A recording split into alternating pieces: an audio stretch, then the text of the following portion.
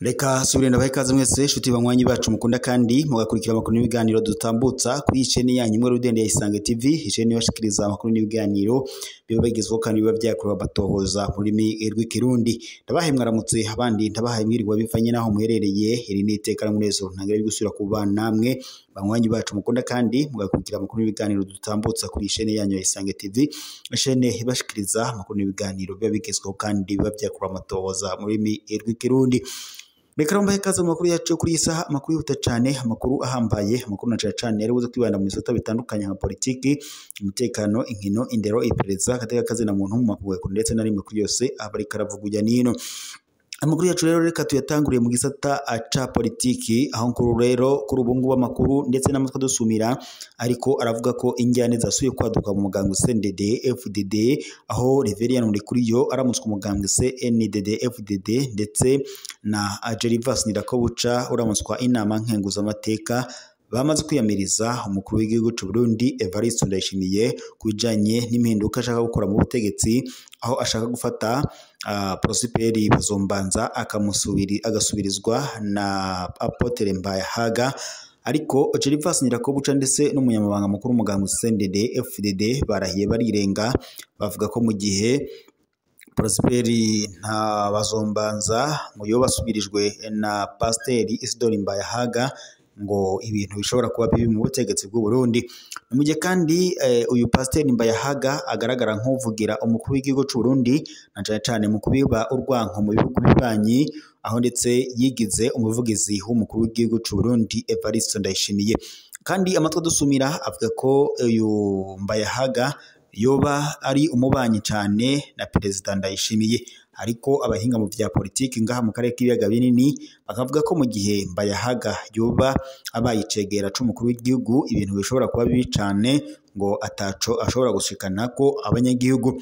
Gervas Ndirakobuca rero uramutswe inama nkenguza amateka ndetse n'umunyamabanga mukuru w'umugambwe uri ku butegetsi wa CNDD FDD nyiniteka Reverien Ndikuriyo barahiye barirenga bavuga ko kuri ubu ngubu mu gihe Evariste Ndayishimiye yo bashize muri ico kibanza c'icegera ciwe ari we agashiramwe nyine Isidore Mbayahaga, ibintu bishobora kuyangara mu butegetsi bw'u Burundi.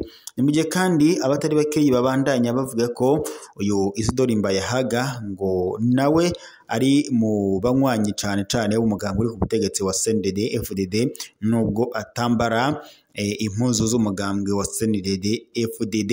Nyene iteka Reverien Ndikuriyo afise ishavu ntangere na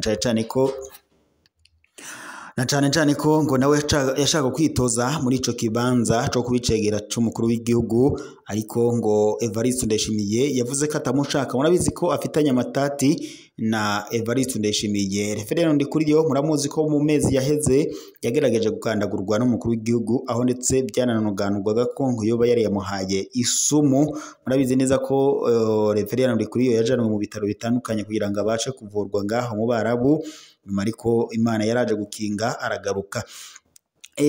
Mu makuru twahawe n'amasoko yacu bivugwa ko iyo sumu yoba yari yarayihawe n'umutambukanyi w'umukuru w'igihugu cy'u Burundi Angeline Ndayishimiye, aho rero Evariste Ndayishimiye ashinga intahe avuga ko mu gihe uyu Reverien Ndikuriyo akiri mu mabanga ngo bitazokorohera Evariste Ndayishimiye kurongora u Burundi. Ni mu gihe kandi Evariste Ndayishimiye ariko araca kubite no ku mabuye kugira ngo azabone uburyo bwo kwitoza mu kibanza c'umukuru w'igihugu mu matora yimirije mu mwaka wa 2027.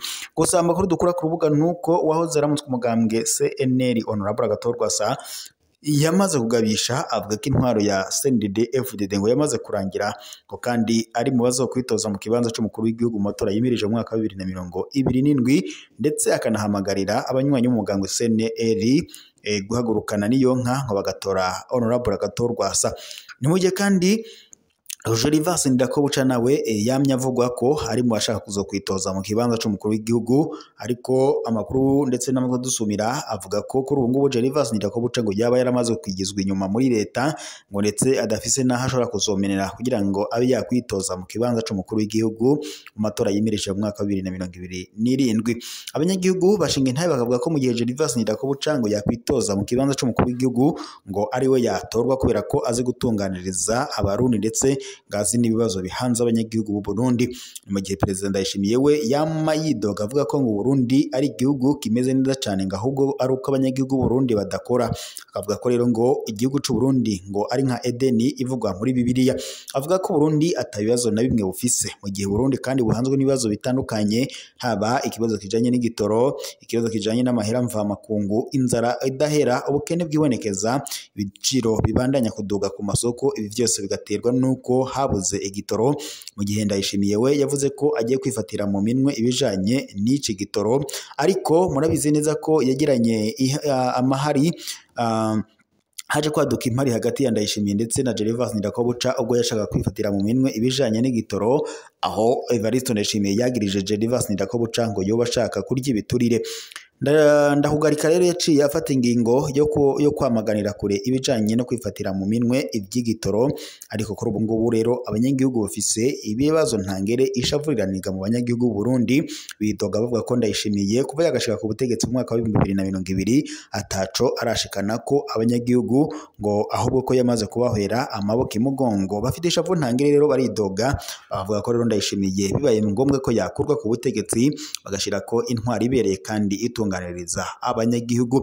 Evariste Ndayishimiye rero kuri ubu ngubu ari mu yabiri, Gervas Ndirakobuca umurongo y'inama nkenguzamateka ndetse n'umunyamabanga w'umugambwe CNDD-FDD Nyeniteka Reverien Ndikuriyo bashavuye bafashe ingingo zo gushaka gutembagaza Ndayishimiye ngo bivanye nuko ataco ariko arafasha abanyagihugu, ahubwo ko ariko arabahemukira. Mu kiganiro yagiranye n'abamenyesha makuru urongoye umuguseni ushejwe gutunganya no gutegura amatora Prosper Ntahorwamiye avuga ko amatora yatanguye neza kandi ngo ko yatanguye ku masaha muri rusange, ngo naho abatora batari bakerebutse cyane nko mu matora yaheruka. Murabizi neza ko amatora aheruka bavuga ko yaranzwemo n'ubusuma ntangere, aho rero umugambi uri ubutegetsi wa CNDD-FDD ari wo watanukanye itsinzi. Abatavuga rumwe rero n'ubutegetsi na cyane abatavuga rumwe n'umugambi uri ubutegetsi nk'umugambi CNL urongo wahoze uramutswa Honorable Agathon Rwasa, atavuga rumwe n'ubutegetsi avuga ko rero uyu matora yabaye ku igenekerezo rya 5 ruheshi yabayemwo ubusuma ntangere. Ibyo rero byose byamenyeshejwe na Prosper Ntahorwamiye arongoye umugwi wigenga ujejwe gutunganya amatora seni mu kiganiro yagiranye n'urunani rw'ibimenyesha makuru. Uwarongoye umuguseni Prosper Ntahorwamiye asaba abatora ko ngo botora batatu nkuko itegeko ribivuga, kuko ngo batoye umuntu umwe wosanga ku mutumba hatowe abadashika 5. Yibutsa kandi ko uwurengeje utora batatu ijwi rica ngo riba ipfa gusa. Prosper Ntahorwamiye kandi avuga ko umuntu atazi gusoma ndetse no kwandika ngo ari we yibangikanya umuntu yizeye ngo amufasha. Abatemewe ngo ni bamwe bicara ku biro by'itora ngo barindiriye abo baza kwandikira. Umukuru w'umugwi seni amenyesha ko umukuru w'ibiro by'itora ahereje ngo guharura n'ico mubuza ngo abamenyesha makuru bavuga ibyavuye mu matora. Prosper Ntahorwamiye kandi ahamagarira abakozi ba seni gukora bakurikiza amategeko ndetse no kurangwa n'ubwitonzi n'ubukerebutsi kugira amatora ahere neza kandi ahere kare. Abitoza nabo kandi ngo bagire umutima wo gukunda igihugu ndetse no kutikunda birengeje. Prosper Ntahorwamiye kandi ntibagiye kwibutsa ko kugira umuntu atorwe ari uko aba afise uburenganzira bwo gutora, kuba ari umurundi, kuba kandi aba canke afise urugo rwo ku mutumba canke karitsiye yitorezamwo, kuba kandi afise imyaka 25 ikwiye ndetse no kuba azwi neza mu kibano.